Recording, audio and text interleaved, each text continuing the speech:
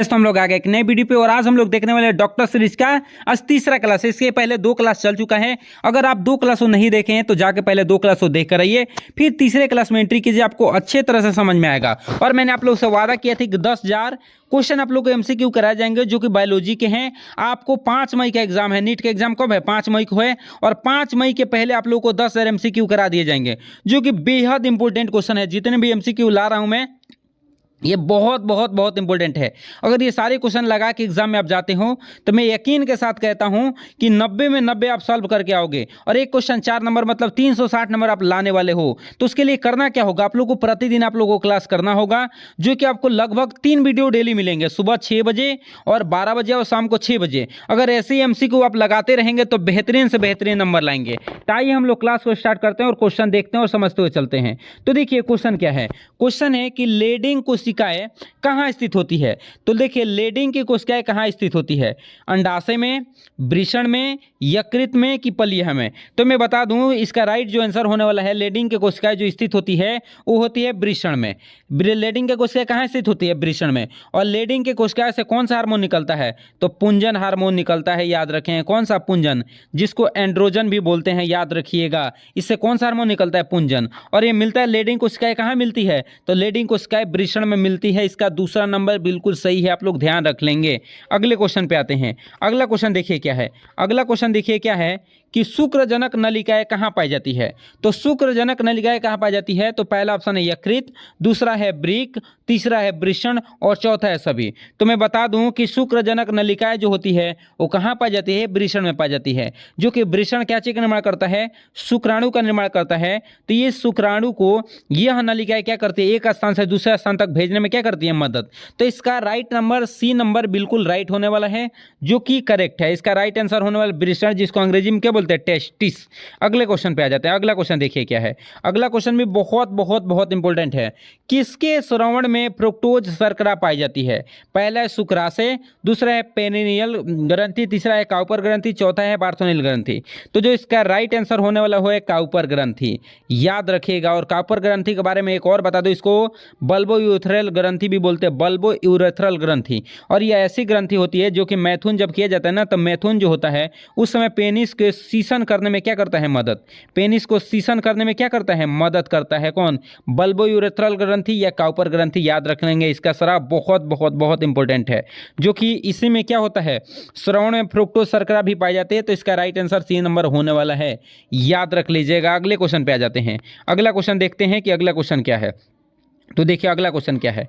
अगला क्वेश्चन क्या है कि शुक्राणु का कौन सा भाग ऊर्जा का घर कहलाता है? शीर्ष भाग कि ग्रीवा भाग कि मध्य भाग कि पूंछ वाला भाग? तो मैं बता दूं कि शुक्राणु के मध्य भाग में माइटोकॉन्ड्रिया पाया जाता है। शुक्राणु के मध्य भाग में क्या पाया जाता है? माइटोकॉन्ड्रिया। और वो माइटोकॉन्ड्रिया शुक्राणु को क्या देता है? एटीपी देता है। और यही एटीपी के सहारे शुक्राणु एक स्थान से दूसरे स्थान तक क्या होते हैं? जाते हैं। तो याद रख लीजिएगा, शुक्राणु का ऊर्जा का घर जो कहलाता है वो मध्य भाग कहलाता है, क्योंकि मध्य भाग में उसके पास क्या पाया जाता है? तो मध्य भाग में याद रख लीजिएगा माइटोकॉन्ड्रिया पाया जाता है। क्या पाया जाता है? माइटोकॉन्ड्रिया पाया जाता है। मैं लिख देता हूं आप लोगों को, माइटोकॉन्ड्रिया क्या पाया जाता है? माइटोकॉन्ड्रिया क्या होता है? पाया जाता है, याद रख लीजिएगा। पूछा जाएगा कि शुक्राणु के मध्य भाग में क्या पाया जाता है, तो शुक्राणु के मध्य भाग में क्या पाया जाता है? माइटोकॉन्ड्रिया पाया जाता है, जिसे ऊर्जा का घर वो एटीपी देता है, इसलिए ऊर्जा का घर कहता है। अगले क्वेश्चन पे आ जाते हैं। मानव शुक्राणु किसके द्वारा खोजा गया था? अरस्तु के द्वारा, लीवेनहॉक के द्वारा, ग्राफ के द्वारा, प्रेन के द्वारा? तो इसका राइट आंसर मैं बता दूं, इसका राइट आंसर होने वाला है लीवेनहॉक, जो कि हॉलैंड के रहने वाले थे। जीवाणु भी खोजे थे, प्रोटोजोआ भी खोजे थे, और क्या उसके साथ साथ शुक्राणु भी खोजे थे। एंटोनी लीवेनहॉक जो है बहुत अच्छे वैज्ञानिक जो हॉलैंड के रहने वाले थे। इसके साथ साथ क्या खोजे थे? जीवाणु का भी खोज कौन किया था? यही एंटोनी लीवेनहॉक भी किए थे। प्रोटोजोआ का खोज किसने किया था? प्रोटोजोआ का भी किसने खोज किया था? तो प्रोटोजोआ का भी खोज कौन किए थे? एंटोनी लीवेनहॉक किए थे। और सबसे पहले अगर जीवित कोशिका को किसी ने देखा था वो कौन थे? एंटोनी लीवेनहॉक थे। और शुक्राणु का भी खोज कौन किए थे? एंटोनी लीवेनहॉक। तो मैं 4 बताया। सबसे पहले जीवित कोशिका खोज एंटोनी लीवेनहॉक, जीवाणु का खोज एंटोनी लीवेनहॉक, प्रोटोजोआ खोज एंटोनी लीवेनहॉक और शुक्राणु खोज एंटोनी लीवेनहॉक ने किए थे। अगले क्वेश्चन पे आ जाते हैं। अगला क्वेश्चन देखिए क्या है। अगला क्वेश्चन भी बहुत बहुत बहुत इंपॉर्टेंट है कि मानव शुक्राणु का कौन सा भाग अंडाणु में प्रवेश करता है। सिर केवल सिर करता है, पूरा शुक्राणु करता है, सिर और मध्य भाग दोनों करता है, सिर और एक्रोसोम दोनों करता है। तो इसका राइट आंसर मैं बता दूं, सिर और एक्रोसोम दोनों करता है। इसका डी नंबर बिल्कुल करेक्ट होने वाला है। डी नंबर बिल्कुल क्या है इसका, राइट होने वाला है। अगले क्वेश्चन पे आ जाते हैं। अगला देख लीजिए, इसके बारे में और थोड़ा मैं बता दूं। ये शुक्राणु जो होता है ना, एक्रोसोम, वो क्या होता है, अंडाणु के जोना पेलुसिडा, जोना पेलुसिडा मैं लिख देता हूँ अच्छे से आप लोगों को। एक्रोसोम जाता है ना, तो अंडाणु के किसको, जोना पेल्यूसिडा, पेल्यूसिडा भाग को क्या करता है, चिड़ते हुए अंडाणु के अंदर क्या करता है, प्रवेश करता है। तो याद रख लीजिए, अंडाणु के बाहरी हिस्से को क्या बोलते हैं, जोना पेल्यूसिडा। जो कि एक्रोसोम जाता है, इसमें रासायनिक पदार्थ पाए जाते हैं जो जोना पेल्यूसिडा को चिड़ते हुए उसके अंदर क्या कर जाता है, प्रवेश कर जाता है। अगले क्वेश्चन पे आ जाते हैं। अगला क्वेश्चन देखिए क्या है। अगला क्वेश्चन देखिए क्या है। एक प्राथमिक शुक्र कोशिका से कितने शुक्राणु का निर्माण होता है, 4, 3, 2, 1। तो इसका राइट आंसर जो होने वाला है वो है 4। इसका राइट आंसर होने वाला क्या, 4। इसका पहला ऑप्शन बिल्कुल करेक्ट है, ये याद रख लीजिएगा। अगले क्वेश्चन पे आ जाते हैं। अगला क्वेश्चन देखिए क्या है। अगला क्वेश्चन ये भी बहुत बहुत बहुत इंपॉर्टेंट है कि अंडोत्सर्ग हार्मोन कौन सा है, LH है, FHS है, LTS है, एस्ट्रोजन है। तो इसका राइट आंसर मैं बता दूं तो LH है। अगर क्या होता है, देखो मेंस्ट्रुअल साइकिल जो होता है ना, वो 28 या 29 दिन का होता है। मेंस्ट्रुअल साइकिल कितने दिन का होता है, 28 या 29 दिन का होता है। तो देखिए 28 में जिस दिन आता है उसके ठीक 14वें दिन, ठीक 14वें दिन LH हार्मोन का क्या होता है, लेवल बहुत हाई हो जाता है। और 14वें दिन क्या चीज़ का निर्माण होता है, अंडाणु का निर्माण होता है। याद रख लीजिएगा, मेंस्ट्रुअल साइकिल आने के कितने दिन बाद अंडाणु का निर्माण होता है, तो 14वें दिन, ठीक 14वें दिन, जो कि LH सर्ज बोले, इस दिन को क्या बोला गया है, LH सर्ज भी बोला गया है, LH सर्ज, क्योंकि इस दिन LH का मात्रा बहुत ज़्यादा हुई होती है और उस दिन अंडाणु का निर्माण होता है। याद रख लीजिएगा, इसीलिए इसका राइट नंबर ए है, बिल्कुल क्या होने वाला है, सही होने वाला है। अगला क्वेश्चन देखिए क्या है। अगला क्वेश्चन है, कापर्स लिखना चाहिए, ऐसे कापर्स लिखना चाहिए, जो कि माई मिस्टेक गलत लिखा हुआ है। कापर्स ल्यूटियम, कापर्स ल्यूटियम क्या है, उत्सर्जी है, प्रो हार्मोन है, प्रजननी है, अंतस्रावी है। तो इसका राइट जो आंसर होने वाला है वो है अंतस्रावी। कि कापर्स ल्यूटियम से एक हार्मोन निकलता है जिसका नाम है प्रोजेस्टेरॉन। इसका नाम क्या है, प्रोजेस्टेरॉन। याद रख लीजिएगा, कापर्स ल्यूटियम से एक हार्मोन निकलता है, इस हार्मोन का नाम क्या है, प्रोजेस्टेरॉन। याद रखिए, तो ये अंतस्रावी की तरह कार्य करता है, जो कि कौन सा हार्मोन स्रावित करता है, तो जिसका नाम है क्या, प्रोजेस्टेरॉन। याद रख लीजिएगा, पूछेगा कि कापर्स ल्यूटियम द्वारा कौन सा हार्मोन स्रावित होता है, तो प्रोजेस्टेरॉन स्रावित होता है। अगले क्वेश्चन पे आ जाते हैं। अगला क्वेश्चन देखिए क्या है। अगला क्वेश्चन है कि अंडाशय से परिपक्व मादा युग्मक का मुक्त होना क्या कहलाता है, आरोपण, प्रसव, निषेचन, अंड उत्सर्ग। तो इसका राइट जो होने वाला है, देखिए अंडाशय से परिपक्व मादा युग्मक जो बनता है, जिसको अंडाणु बोलते हैं, उसको क्या बोलते हैं हम लोग, अंड उत्सर्ग बोलते हैं। क्या बोलते हैं, अंड उत्सर्ग बोलते हैं। अगले क्वेश्चन पे आ जाते हैं। अगला क्वेश्चन देखिए क्या है कि गर्भावस्था का हार्मोन कौन है, LH है, FHS है, प्रोजेस्टेरॉन है, एस्ट्रोजन है।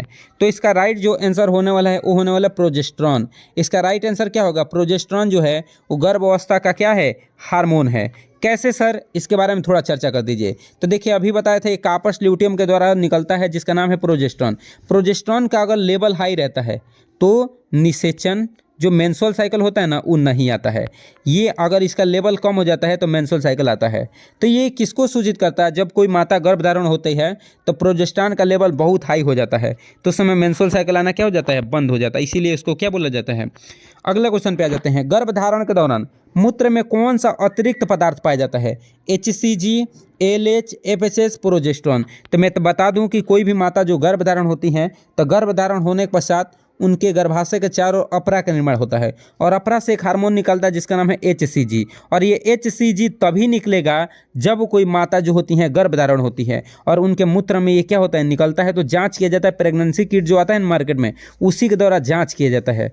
तो HCG ही उसमें क्या करता है, दिखाता है, जिसके कारण पता चलता है कि कोई भी माता क्या है, गर्भधारण है। याद रख लीजिएगा, तो वही बोल रहा है कि गर्भधारण के दौरान मूत्र में कौन सा अतिरिक्त पदार्थ पाया जाता है, तो HCG। पहला ऑप्शन है इसका बिल्कुल क्या होने वाला है, सही होने वाला है। अगले क्वेश्चन पे आ जाते हैं। स्तनधारियों में निषेचन का स्थान क्या है, अंडाशय है, गर्भाशय है, योनि है, फैलोपियन नलिका है। तो इसका राइट आंसर मैं बता दूं, फैलोपियन नलिका।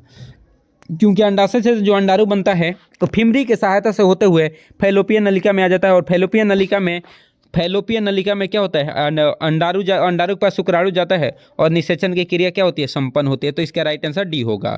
अगले क्वेश्चन पे, निषेचन का मुख्य रूप से किस स्थान पर होता है, एम्पुला, गर्भाशय गिरोह, स्थमस, योनि। तो इसका राइट आंसर है स्थमस के पास होता है, जो कि फैलोपियन नलिका का ही भाग है। अगले क्वेश्चन पे आ जाते हैं, गर्भाशय में कौन सा स्तर चिकनी पेशीय स्तर होती है, पेरीमाइटियम, और दूसरा ऑप्शन क्या है, मायोमाइटियम और एंडोमाइटियम और सभी। तो इसका दूसरा नंबर बिल्कुल सही है कि जो कि चिकने पेशी स्तर होती है। अगले क्वेश्चन पे आ जाते हैं। अगला क्वेश्चन है, रजो दर्शन की शुरुआत यूनारंभ को क्या कहते हैं, रजो दर्शन और रजोनोवृत्ति, दोनों इनमें से कोई नहीं। तो इसका राइट आंसर है रजो दर्शन, पहला एकदम बिल्कुल सही है, जो कि 12 वर्ष से 14 वर्ष की उम्र में शुरू हो जाता है मेंस्ट्रुअल साइकिल आना। इसी को हम लोग क्या बोलते हैं, रजो दर्शन बोलते हैं, याद रख लीजिएगा। जितना भी मैं क्वेश्चन आज बताइए बहुत इंपॉर्टेंट है। अगला क्लास आप लोग मिलते हैं लो इसी के साथ अगले वीडियो में, तब तक के लिए जय हिंद।